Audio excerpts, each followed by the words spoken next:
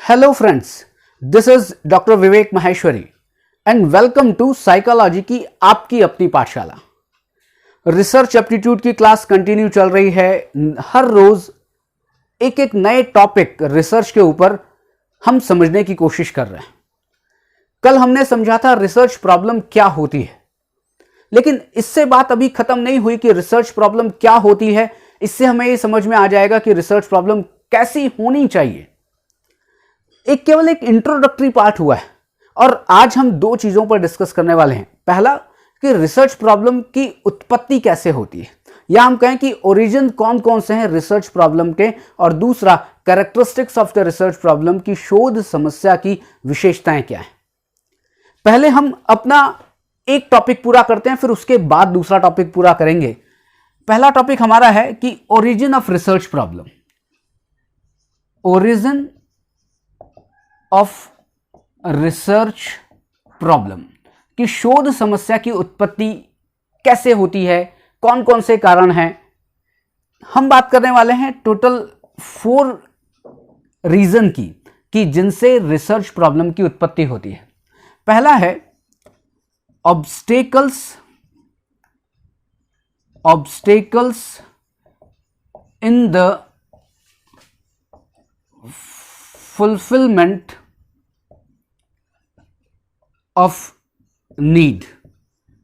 कल भी बात हुई थी कि आवश्यकता के पूर्ति होने में जो बाधा उत्पन्न होती है वो सबसे बड़ा रीजन है किसी भी शोध समस्या की उत्पत्ति का, या एक सोर्स है बहुत बड़ा, वो है obstacles in the fulfilment of need. कि जब भी आवश्यकता हुई और आपके पास फुलफिलमेंट के लिए कोई साधन नहीं है, कोई रिसोर्स नहीं है, तब जरूरत पड़ेगी कि नहीं साहब एक रिसर्च की जानी चाहिए कि इस प्रॉब्लम का सॉल्यूशन क्या हो। दूसरा एक होता है कि क्यों होती है रिसर्च प्रॉब्लम की उत्पत्ति, जिसे हम कहते हैं गैप इन नॉलेज। कि ज्ञान में अपूर्णता होती है या ज्ञान में अपूर्णता होती है, ज्ञान की कमी होती है किसी फैक्ट को लेकर, किसी भी स्टेटमेंट को लेकर, किसी भी घटना को लेकर, किसी भी परिस्थिति के किसी भी अवयव को लेकर। तब जरूरत पड़ती है कि ऐसा करें कि हम रिसर्च करें।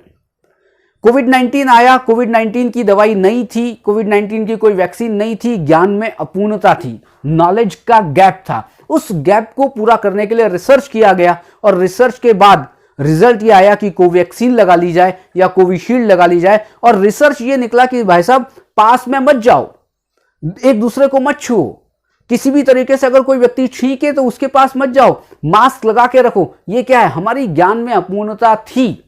उस ज्ञान में अपूर्णता को पूरा करने के लिए, किसके ज्ञान में, कोविड-19 के लिए ज्ञान में, या उस कोविड-19 के नॉलेज के लिए, तब हमने रिसर्च की और अभी भी नई नई रिसर्चेस की जा रही हैं। इसलिए जरूरत है कि जब भी किसी भी तथ्य के नॉलेज में कमी होती है, कोई गैप होता है, तब हमें रिसर्च करनी होती है या एक रिसर्च प्रॉब्लम की उत्पत्ति होती है। एक फैक्टर और है जिसको हम कहते हैं कंट्राडिक्टरी रिजल्ट्स। इसका मतलब क्या है, देखिए जब भी पहले कोई शोध हुए हैं, उन शोध के, ऐसा तो नहीं है कि एक टॉपिक पर केवल एक शोध हुआ है उसके बाद कोई शोध नहीं हुआ है। शोध हुए हैं, एक के बाद एक, एक के बाद एक, एक के बाद एक रिसर्चेस हुए जा रहे हैं। और ऐसा भी नहीं है कि सब रिजल्ट सेम हो, मतलब कि जितने भी शोध हुए हैं उस प्रॉब्लम के ऊपर सबके रिजल्ट बिल्कुल सेम हो, ऐसा नहीं होता है। कुछ के परिणाम कुछ और बातें कहते हैं, कुछ रिसर्च के परिणाम कुछ और बातें कहते हैं। तब एक क्या होती है, तब एक कंट्राडिक्शन पैदा होता है, एक कंट्राडिक्टरी रिजल्ट होते हैं कि साहब ये तो विरोधी परिणाम है। एक कह रहा है कि सूर्य नमस्कार करना चाहिए, एक कह रहा है सूर्य नमस्कार नहीं करना चाहिए। एक कह रहा है कि साहब नाड़ी शोधन करेंगे तो कुछ दूसरा होगा, दूसरा कह रहा है कुछ दूसरा होगा। एक कह रहा है कोविशील्ड लगवानी चाहिए, एक कह रहा है कोवैक्सीन लगानी चाहिए। क्या हो रहा है कि कोई भी रिसर्च है, एक ही थीम पर, एक ही विषय पर जब रिसर्च किए जाते हैं और अलग अलग परिणाम प्राप्त होते हैं, तो फिर एक नए रिसर्चर को, जो नया शोधकर्ता जो आने वाला है भविष्य में, उसके लिए वहां पर एक रिसर्च प्रॉब्लम होती है कि ऐसा करें इन दोनों परिणाम को, मतलब परिणाम ए को और परिणाम बी को, दोनों को चेक करने के लिए फिर से रिसर्च कर ली जाए। और जब रिसर्च की जाए तो फिर हम कोई ना कोई तो पुष्टि कर सकते हैं किसी एक तरफ तो हम जा सकते हैं कि साहब ये ए परिणाम सही है या बी परिणाम सही है, या ए परिणाम गलत है या बी परिणाम गलत है, किसी एक तरफ हम जाने की कोशिश करेंगे। लेकिन इस कंट्राडिक्टरी रिजल्ट से एक चीज और समझ में आती है कि कोई भी रिजल्ट को या कोई भी रिसर्चेस को चेक किया जा सकता है, उसको परखा जा सकता है कि वो सही हुआ है या नहीं हुआ है। इसे कहते हैं कंट्राडिक्टरी रिजल्ट्स, और ये कंट्राडिक्टरी रिजल्ट्स भी किसी रिसर्च प्रॉब्लम के ओरिजिन का कारण बन सकते हैं। एक फैक्ट और आता है जिसे हम कहते हैं एक्सप्लेनिंग एंड डिस्क्राइबिंग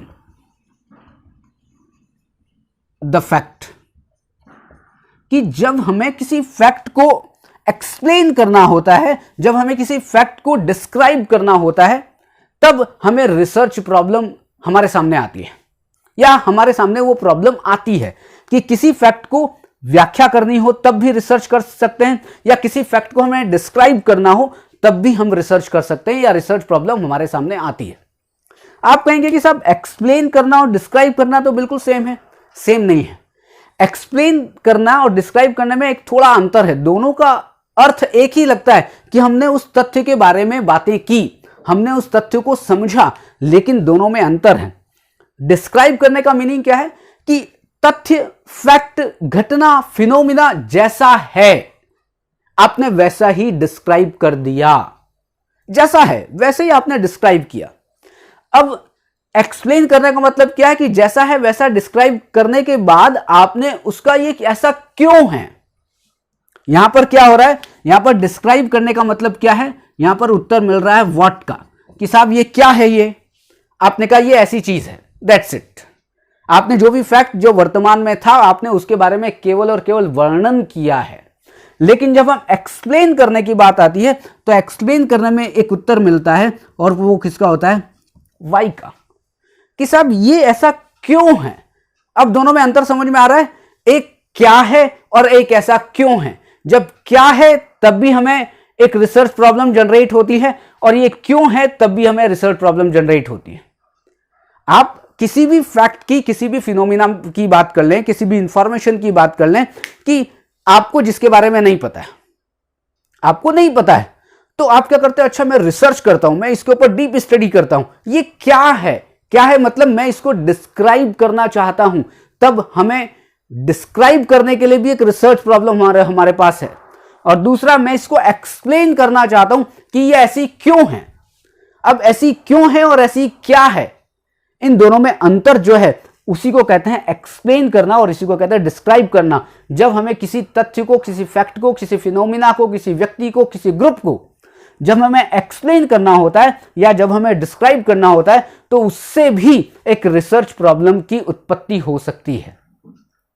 आप अब थोड़ा सा इमेजिन करें कि आप कोई भी टॉपिक पर रिसर्च पेपर लिखते हैं, आप किसी भी टॉपिक पर आप थीसिस मतलब कि जो डिसर्टेशन है वो लिखते हैं, या आप उसके ऊपर डिसर्टेशन करते हैं। आप क्या करते हैं, कल परसों में एक टॉपिक के बारे में सोच रहा था कि मेंटल हेल्थ का एक कॉन्सेप्ट है, और मेंटल हेल्थ के कॉन्सेप्ट को लेकर मुझे एक रिसर्च पेपर लिखना है। लेकिन मैं ये सोचता हूं कि साहब मेंटल हेल्थ के बारे में तो जो मॉडर्न साइकोलॉजी है उसने बहुत सारी चीजें लिखी हुई हैं। तो मैंने कहा कि नहीं, मुझे वो चीज नहीं लिखनी है, मुझे क्या करना है, मेंटल हेल्थ का इंडियन कॉन्सेप्ट समझना है। अब इंडियन कॉन्सेप्ट को डिस्क्राइब करना है। अब इंडियन कॉन्सेप्ट को डिस्क्राइब करने के लिए क्या मेरे सामने एक रिसर्च प्रॉब्लम है? बिल्कुल है, मैं कर सकता हूं। और दूसरी चीज कि इंडियन कॉन्सेप्ट का जो मेंटल हेल्थ का जो कॉन्सेप्ट है, ये ऐसा क्यों है, क्यों ऐसे मॉड्यूल डेवलप किए गए, तब भी मेरे पास एक्सप्लेन करने के लिए एक रिसर्च प्रॉब्लम आ जाती है। तो आप कहीं भी देखें, किसी भी नॉलेज आपके पास नहीं है, आप उस गैप को पूरा करने के लिए रिसर्च प्रॉब्लम ले सकते हैं। कंट्राडिक्टरी रिजल्ट है, उसको चेक करने के लिए आप रिसर्च प्रॉब्लम ले सकते हैं। और ऑब्स्टेकल्स, कोई आवश्यकता में कोई बाधा उत्पन्न हो रही है, तब भी आप रिसर्च प्रॉब्लम ले सकते हैं, या रिसर्च प्रॉब्लम की उत्पत्ति हो सकती है। आप दोनों चीजें समझ लें कि ये 4 कारण हैं जो मेन हैं, कि इन 4 कारणों के कारण किसी भी शोध समस्या की उत्पत्ति होती है, या ये 4 कारण है जिसे आप शोध समस्या के सोर्स को मान सकते हैं, उसके स्रोत को मान सकते हैं। ये हुई आपकी बात, ओरिजिन ऑफ रिसर्च प्रॉब्लम। अब जो मैंने कहा था दूसरा टॉपिक भी हम आज डिस्कस करेंगे, आप एक स्नैपशॉट लेना चाहें आप ले लीजिए। दूसरा टॉपिक क्या है कि ठीक है, हमें समझ में आ गया कि शोध समस्या की उत्पत्ति कैसे होती है, शोध समस्या का मीनिंग क्या होता है, लेकिन अभी भी एक और प्रश्न है कि शोध समस्या की इसके अलावा भी कुछ कैरेक्टरिस्टिक्स होती हैं क्या, कुछ विशेषताएं होती हैं क्या? तो बिल्कुल इसकी शोध समस्या की अपनी कुछ विशेषताएं होती हैं। कैसी हो सकती है? अब मेरे पास कुछ पॉइंट्स अवेलेबल हैं, मैं एक एक करके आपको उन पॉइंट्स के बारे में बताता हूं कि देखिए, शोध समस्या की एक विशेषता होती है कि शोध समस्या बिल्कुल स्पष्ट होती है। कभी भी ऐसा नहीं होगा कि आप जिस टॉपिक पर रिसर्च करना चाहें वो वेग हो, अस्पष्ट हो। एग्जैक्ट समझ में आना चाहिए कि आप करना क्या चाहते हैं, एग्जैक्ट समझ में आना चाहिए कि आप करना क्या चाहते हैं। इसलिए कहा जाता है कि शोध समस्या बिल्कुल स्पष्ट होनी चाहिए, बिल्कुल क्लियर होनी चाहिए। लेकिन इससे भी बात पूरी नहीं हुई। शोध समस्या ठीक है स्पष्ट होगी, लेकिन शोध समस्या के लिए एक दूसरी चीज और सबसे बड़ी चीज है कि सॉल्वेबल हो। यहां पर क्या है, शोध समस्या क्लियर हो, बात ठीक है, लेकिन क्लियर होने के साथ क्या है, सॉल्वेबल हो, कि आप उसका समाधान कर सकें, आप उसको जांच सकें, आप उसको टेस्ट कर सकें, तो समाधान योग्य है या नहीं है। अब एक टॉपिक लेते हैं, टॉपिक आप लेते हैं किसके ऊपर, आप टॉपिक लेते हैं भूत के ऊपर, आप टॉपिक लेते हैं पाप एवं पुण्य के ऊपर। देखिए, ये पाप और पुण्य का कॉन्सेप्ट और भूत का कॉन्सेप्ट ऐसा है कि क्या आप इसको किसी भी तरीके से सॉल्व कर सकते हैं? आप भूत के बारे में कैसे आप इसको सॉल्व करेंगे, कैसे आप इसको देखेंगे, कैसे आप इसको जांचेंगे? मैं ये नहीं कह रहा हूं कि भूत होते नहीं हैं, लेकिन कुछ दिक्कत है इस टॉपिक में। या पाप और पुण्य, आप कहेंगे किसी चीज को करने से पाप मिलता है और किसी चीज को करने से पुण्य मिलता है, क्या आप प्रूव कर सकते हैं? थोड़ा देखिए, मानना अलग है। मैं मानता हूं, मैं खुद भी मानता हूं कि अच्छे काम करने चाहिए जिससे हमें पुण्य मिलता है, खराब काम नहीं करने चाहिए। क्यों? क्योंकि उससे पाप मिलता है। लेकिन अगर मैं कहूं कि साहब मैं पाप और पुण्य के बीच एक ऐसी रेखा खींचना चाहता हूं जो बिल्कुल स्पष्ट हो, थोड़ा सा मुश्किल है। क्यों? क्योंकि पाप और पुण्य की परिभाषा बिल्कुल अलग अलग है सबके लिए, सॉल्व करना थोड़ा सा मुश्किल होता है। एक बात, अब बात करते हैं कि ठीक है, समस्या सॉल्व करने जैसी भी हो, समस्या क्लियर भी हो, लेकिन एक चीज और आती है जिसे हम कहते हैं कि समस्या टाइम और मनी, इनके हिसाब से क्या हो, इनके हिसाब से इकोनॉमिक हो। आप ऐसी समस्या ना ले लें कि टाइम बहुत ज्यादा लगेगा, कि साहब 3 साल लग रहे हैं, 4 साल लग रहे हैं और आप खुद परेशान हो रहे हैं। तो फिर समय के हिसाब से भी खर्चीली कम होनी चाहिए आपकी समस्या, और मनी के हिसाब से भी। आपके पास पैसा नहीं है, मैं ये नहीं कह रहा हूं कि पैसा नहीं है, पैसा नहीं है मतलब उस रिसर्च की प्रॉब्लम के लिए आपको रिसर्च बहुत सारा पैसा खर्च करना है, तो उस समय दिक्कत है। इसलिए टाइम के अकॉर्डिंग और मनी के हिसाब से आपकी समस्या कैसी होनी चाहिए, कम खर्चीली होनी चाहिए। मतलब कि कम खर्च में और कम समय में आप उसे रिसर्च कर लें। अगर आपको फंड मिलता है, कहीं कोई फंडिंग एजेंसी है, आपको फंड दे दिया गया, आप उस रिसर्च को करें, लेकिन आप खुद करना चाहते हैं, आप अपने लेवल पे करना चाहते हैं और आपके पास कोई भी सोर्स नहीं है पैसे का, तब आपको वैसी समस्या नहीं लेनी चाहिए जो बहुत ज्यादा समय और बहुत ज्यादा पैसा खर्च करती हो। उसके बाद एक आता है कि जो समस्या है वो सैद्धांतिक रूप से और व्यावहारिक रूप से बहुत स्पष्ट हो, कि वो किस सिद्धांत की व्याख्या कर रही है, बड़ी स्पष्ट तरीके से बात करें। किस व्यावहारिक पक्ष की बात कर रही है वो बहुत स्पष्ट हो, मतलब उसमें कहीं भी ऐसा ना हो कि उसके 2 अर्थ ना निकले, एक ही अर्थ निकलना चाहिए कि साहब केवल इसी सिद्धांत की बात हो रही है और इसी व्यावहारिक पक्ष की बात हो रही है। लेकिन एक चीज और होती है कि कभी भी ऐसी समस्या न लें जो कि मोरल जजमेंट से रिलेटेड हो या मोरल कुछ डिसीजन से रिलेटेड हो। क्यों? क्योंकि मोरल जजमेंट या मोरल डिसीजन ऐसे पक्ष हैं कि जहां पर उसको समझाना और समझना बड़ा कठिन है, और वो इसलिए कठिन है क्योंकि वहां पर क्या है कि मोरल जजमेंट का फिर को भी डिफाइन करना, क्योंकि कभी कभी परिस्थितियों के हिसाब से चीजें चेंज हो जाती हैं। अब आप कहेंगे सत्य और झूठ वाली बात, तो कभी कभी परिस्थितियों के अकॉर्डिंग आपको सत्य और झूठ बोलना पड़ता है। अब वहां पर आप ऐसी कुछ रिसर्च प्रॉब्लम ले लें जो इस कॉन्सेप्ट से रिलेटेड हो, या समाज के मानकों से संबंधित कोई आप रिसर्च प्रॉब्लम ले लें जो बड़ी कठिन है, चाहे वो विधवा विवाह को ले लें, चाहे वो किसी भारतीय परंपरा को या किसी भी संप्रदाय की परंपरा को आप ले लें, जहां पर प्रश्न चिन्ह खड़े हो सकते हैं, जहां पर उसके संबंध में इंफॉर्मेशन कम मिल सकती है, ऐसी समस्या को आप रिसर्च में ना लें। और अगर लेना है तो आप थ्योरेटिकल लें। थ्योरेटिकल किस लिए लें? क्योंकि आप केवल किताबों से, आप जर्नल से, आप न्यूज़पेपर से आप इंफॉर्मेशन कलेक्ट कर सकते हैं, लेकिन उन तरीकों में या कुछ व्यावहारिक चीजों में फंसने से ज्यादा अच्छा है कि आप थ्योरेटिकल ही कॉन्सेप्ट पर, वैसे कॉन्सेप्ट्स पर आप थ्योरेटिकल ही रिसर्च करें, आप और कोई रिसर्च ना करें। यह मेरी अपनी ओपिनियन है, ऐसा नहीं है कि लोग करते नहीं हैं, लेकिन मेरी अपनी ओपिनियन है कि यदि आप व्यावहारिक रूप से उसको आप चेक नहीं कर सकते, आप उसकी सत्यता पर या आप उसकी झूठ पर सवाल खड़ा नहीं कर सकते, तो फिर आप ऐसा क्यों करना चाहते हैं? आप सीधा सीधा करें कि I want to describe these facts, मैं केवल इन फैक्ट्स को डिस्क्राइब करना चाहता हूं, मैं ये सही हैं या गलत हैं इसको बताना मेरा कोई प्रश्न नहीं है। आप ऐसे टॉपिक पर रिसर्च करें कि आप केवल उसको डिस्क्राइब करें, फिर आप उसका रेफरेंस भी दें कि मैंने ये जो डिस्क्रिप्शन दिया है, मैंने ये जो वर्णन किया है, ये इन संदर्भ ग्रंथों के साथ है। आपसे कोई पूछे कि ये चीज कहां लिखी हुई है, आपने ये चीज क्यों लिख दी है, आप उसको बता सकें कि देखिए ये इसका संदर्भ है, आप इस बुक के इस पेज नंबर पे चले जाएं, वहां पर आपको मिलेगा कि ये चीज क्या और कैसे लिखी गई है। इसलिए मैं कह रहा हूं कि आपको रिसर्च करना बाद में आसान लगता है, या शुरुआत में बड़ी दूर से और मुझे पीएचडी करनी है, बड़ी आसान लगती है, लेकिन सबसे इंपॉर्टेंट और सबसे कठिन काम ही यह है कि आप अपनी शोध समस्या को चुनें, और ऐसी शोध समस्या को चुनें जो बहुत ही तर्क तथ्य प्रमाण से बिल्कुल ऐसी हो कि आप उसको आराम से जांच परख सकें, आपको कोई दिक्कत ना आए किसी भी तरीके से। इसलिए कुछ रिसर्चर्स क्या है, फंस जाते हैं।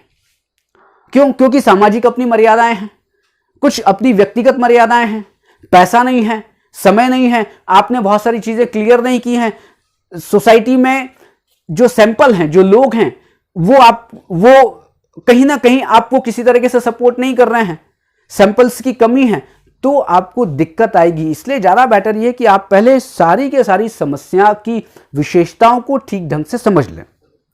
अब फिर है कि समस्या का आकार और क्षेत्र सीमित हो। क्या मतलब है? मतलब यह है कि आप ऐसा ना करें कि आप कोई ऐसा टॉपिक ले लें कि आपको बहुत ज्यादा बड़ा हो। मैं रिसर्चर को देखता हूं, उनसे कहता हूं, उनसे पूछता हूं क्या रिसर्च करना चाहते हो? सर कोई ऐसा रिसर्च करना जो आज तक ना हुआ हो। ऐसे टॉपिक पर जाना ही क्यों है? ऐसे टॉपिक पर जाना ही क्यों है जो आज तक नहीं हुआ हो? आप अपनी मर्यादाओं को जानें, आप कर सकते हैं या नहीं कर सकते हैं। आप बिल्कुल उसको सीमित कर दें, बिल्कुल लिमिटेड कर दें, केवल यही काम करना है, उसके आगे पीछे कुछ नहीं करना है। आप एक स्टडी करना चाहते हैं, और स्टडी क्या है? इफेक्ट ऑफ योग on quality of life in cancer patients, कि कैंसर पेशेंट की क्वालिटी ऑफ लाइफ पर योग के प्रभाव का अध्ययन करना चाहते हैं। यहां पर क्या बिल्कुल आप सीमित करें कि साहब मैं कैंसर के पेशेंट के जो सिम्टम्स हैं उनके ऊपर काम नहीं कर रहा हूं, मैं केवल और केवल उनकी क्वालिटी ऑफ लाइफ के ऊपर काम कर रहा हूं कि उनका जो साइकोलॉजिकल सिस्टम है, जो उनकी जीवन जीने की जो उत्साह है वो कैसा है, या उसके ऊपर हम कुछ योग का प्रभाव देख सकते हैं। आप कहेंगे कि साहब मैं कैंसर मिटाने के लिए काम कर रहा हूं, नहीं, ऐसा कोई काम ना करें। क्यों? क्योंकि ऐसे प्रमाण उपलब्ध नहीं है कि कैंसर बिल्कुल दूर हो जाएगा। अगर होंगे भी तो बहुत कम हैं।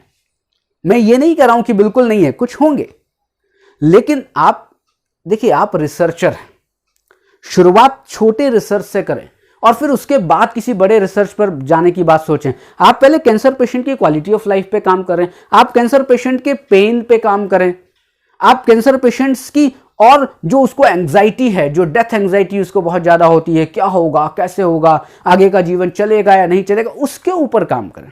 आप उनको खुश रहने के ऊपर काम करें, ना कि आप उस कैंसर को मिटाने के लिए काम करें। इसलिए सबसे बड़ी बात यह है कि आपकी जो प्रॉब्लम की अगर बात आए तो प्रॉब्लम आकार में, क्षेत्र में बड़ी सीमित हो, बहुत ही सॉल्वेबल हो, समाधान योग्य हो, कम खर्चीली हो, ये सारी। और एक पॉइंट, कभी कभी रिसर्चर क्या करते हैं कि जो रिसर्च प्रॉब्लम होती है उसको शीर्षक के रूप में लिखते हैं। शीर्षक के रूप में लिखने का मतलब क्या है, मैं एक टॉपिक यहां पर लिख रहा हूं, योगा एंड मेंटल हेल्थ। आप बताएं कि क्या ये रिसर्च का टॉपिक हो सकता है, योग एंड मेंटल हेल्थ? ये क्या है, ये लेसन का टॉपिक तो लग रहा है कि आप किताब में कोई एक लेसन पढ़ रहे हैं, एक चैप्टर पढ़ रहे हैं, उस लेसन का नाम है योग एंड मेंटल हेल्थ। लेकिन आप कहीं नहीं, ये मेरे रिसर्च का टॉपिक है। देखिए, रिसर्च का टॉपिक ये नहीं हो सकता। क्यों? क्योंकि ये क्लियर नहीं है। आप क्या देखने की कोशिश कर रहे हैं? आप योग का मेंटल हेल्थ पर प्रभाव देखने की कोशिश कर रहे हैं, या अगर प्रभाव देखने की कोशिश कर रहे हैं तो आप मेल के ऊपर देखेंगे, फीमेल के ऊपर देखेंगे, बच्चों के ऊपर देखेंगे, बड़ों के ऊपर देखेंगे। एग्जैक्टली आप करना क्या चाहते हैं? बस आपने लिख दिया कि योग एंड मेंटल हेल्थ, आपने लिख दिया कि कंपैरेटिव स्टडी ऑफ इंटेलिजेंस, कि बुद्धि का तुलनात्मक अध्ययन। भाई साहब, करना किसमें? केवल एक वर्ड में आजकल क्या होता है, बड़े अच्छे अच्छे शब्द खोज के लाते हैं रिसर्चर और उनको आप लिख देते हैं, यस ये मेरा टॉपिक है।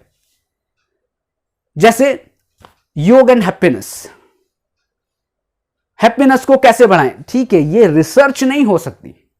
रिसर्च के लिए आपको क्या है, ये रिसर्च का परिणाम बाद में जब आप लिखें तब आप उसका उत्तर लिखें कि योग हैप्पीनेस को कैसे बढ़ाया जा सकता है। लेकिन जब आप रिसर्च करते हैं तो बहुत ही क्लियर, मतलब कि आपको नहीं, दूसरा आदमी उस रिसर्च प्रॉब्लम को देखे, उसको ठीक से समझ में आना चाहिए कि वो कर क्या रहा है। बस आप कहें कि साहब योग एंड हैप्पीनेस, अरे क्या करने वाले हो? योग एंड मेंटल हेल्थ क्या करने वाले हो? इंटेलिजेंस एंड क्रिएटिविटी क्या करने वाले हो? ऐसे शीर्षक के रूप में, टाइटल के रूप में आपको रिसर्च प्रॉब्लम नहीं लिखनी चाहिए कभी भी। अब कुछ लोग होते हैं, कुछ लोग कहते हैं कि साहब, अब सुनिएगा, कि यह दिखाने के लिए मैं रिसर्च कर रहा हूं। क्या दिखाने के लिए कर रहे हो? कभी कभी लोग लिखते हैं कि अपना जब स्टेटमेंट लिखते हैं तो लिखते हैं मैं यह दिखाने के लिए। देखिए, आप कुछ दिखाने के लिए नहीं कर रहे हैं। जो देखना है वो बाद में देखेंगे कि होगा कि नहीं होगा कुछ। अभी आप ऐसा मत लिखिए यह दिखाने के लिए मैं रिसर्च कर रहा हूं। नहीं, ऐसी कोई प्रॉब्लम नहीं होती है। आप तो सीधा लिखिए कि यह बाद में डिसाइड होगा। आप तो सीधी प्रॉब्लम बहुत सिंपल सी, कि इफेक्ट ऑफ योग ऑन हाइपरटेंशन, सिंपल सी बात है। इसको और आप सीमित करना चाहते हैं तो आप इसमें मेल फीमेल किसी और कोई सब्जेक्ट के ऊपर करना चाहते हैं, कोई एज ग्रुप के ऊपर करना चाहते हैं, वो लिख दीजिए। लेकिन आप कहें मैं यह दिखाने के लिए रिसर्च करना चाहता हूं कि योग का प्रभाव सकारात्मक पड़ेगा कि नहीं, आप ये दिखाने के लिए नहीं कर रहे हैं। आप तो केवल काम कर रहे हैं, आप तो केवल रिसर्च कर रहे हैं। ये दिखाना होगा या ये दिखाना नहीं होगा, ये आपके रिसर्च के रिजल्ट के ऊपर डिपेंड करेगा। इसलिए आपको बहुत ही सोच समझ के अपनी रिसर्च प्रॉब्लम लेनी है। आपको उसकी हर एक पहलू की जांच करनी है, कि वो इसलिए करनी है कि देखिए आप ना फंसे, क्योंकि रिसर्च आपको करनी है। आप रिसर्च करने गए, 2 सीढ़ी चढ़े, अरे मैं तो फंस गया। फंसे इसलिए कि पहले आपने उस रिसर्च के ऊपर ठीक से काम नहीं किया। अगर आप नहीं कर सकते, अपने सुपरवाइजर से पूछिए और उस टॉपिक पर काम करिए जिसमें आपको नॉलेज हो और आपके सुपरवाइजर को भी नॉलेज हो। अदरवाइज उस टॉपिक पे काम ना करें जिसमें दोनों को ही नॉलेज ना हो, दोनों ही बिल्कुल ब्लाइंड हैं। क्यों? क्योंकि हम दोनों को अब चलना है। अब दोनों ही ब्लाइंड हैं, दोनों को ही टॉपिक समझ में नहीं आ रहा है। दोनों आप कुछ ऐसे फील्ड्स हैं जो आपने टॉपिक ले लिया अलग फील्ड का और दोनों हैं अलग फील्ड के। आप बात वही कर रहे हैं कि आपने टॉपिक ले लिया केमिस्ट्री का और आप हैं हिंदी के। क्या आप रिसर्च कर पाएंगे? नहीं कर पाएंगे। तो इसलिए आपको यह ध्यान रखना पड़ेगा कि समस्या कहां से आप लें, समस्या किस तरह से आप लें, समस्या क्या, मीनिंग क्या है, वो हम कल समझ चुके थे। आज टॉपिक बहुत लंबा हो गया है, अभी हम यहीं पर फिनिश करते हैं। कल फिर मिलेंगे एक नए टॉपिक के साथ। आप सबको बहुत बहुत प्यार, बहुत बहुत धन्यवाद।